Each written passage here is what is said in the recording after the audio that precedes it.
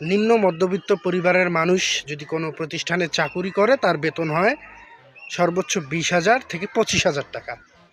এবার আপনি হিসাব রাখেন যে আমাদের যে চাওয়া পাওয়া থাকে মধ্যবিত্ত পরিবারের সন্তানদের, আমাদের চাওয়া পাওয়া অনেক। বর্তমান বাজারে দ্রব্যমূল্যের সাথে এই 20-25,000 টাকা কোনো কিছু না, কোনো কিছু না।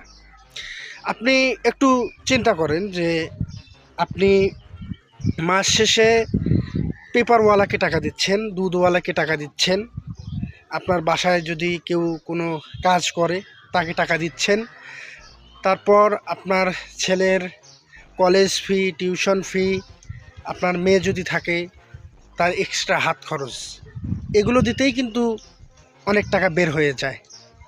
আপনি একবার চিন্তা করেন, মাসের শুরুতে আপনি যখন বেতনটা পান, মাসের 15-20 দিন খুব সুন্দরভাবে যেতে পারেন, আর বাকি 10 দিন যে থাকে এই 10 দিন আপনাকে ধার দেনা কষ্ট করে চলতে হয়। বর্তমান সময় দ্রব্যমূল্যের দাম অনুযায়ী এই 20-25,000 টাকা আমাদের কাছে আপনার কাছে বা অন্যান্য মানুষের কাছে কিছু নয়। বর্তমান সময়ে আমাদের যে চাহিদা, সেই চাহিদা পূরণ করতে হলে ম্যাক্সিমাম 35,000-40,000 টাকা লাগে একটা মধ্যবিত্ত পরিবার চালাতে। সেই জায়গা থেকে আমরা এই 20-25,000 টাকা দিয়ে মধ্যবিত্ত পরিবাররা নিজের পরিবারটাকে বাঁচায় রাখার জন্য, চলার জন্য কষ্ট করে যাচ্ছি। আসলে আমরা এই বাস্তবতার কাছে এসে হেরে গিয়েছি। আপনি প্রতিটা বাবা যোদ্ধা, প্রতিটা মা যোদ্ধা।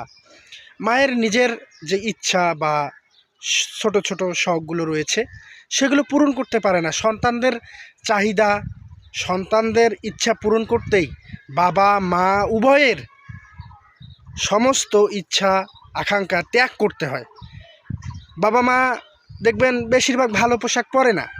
ভালো পোশাক যদি বাবা বাজার থেকে ক্রয় করে নিয়ে আসে মায়ের জন্য, তখন মা বলে, না এই টাকাটা তো অন্য কাজে লাগানো যেত, এই টাকাটা দিয়ে বিদ্যুৎ বিল পরিশোধ করা যেত, এই টাকাটা অন্য একটা কাজে লাগাতে পারতাম, মাসের রেশন নাই বা চাল নাই, ডাল নাই, এটা আমরা মজুত করে রাখতে পারতাম। মারাও নিজের ইচ্ছা বিসর্জন দিয়েছে। আর আমরা যারা মধ্যবিত্ত পরিবারের সন্তান রয়েছি, আমরা বাবা মায়ের দুঃখ কষ্ট বোঝার চেষ্টা করি না।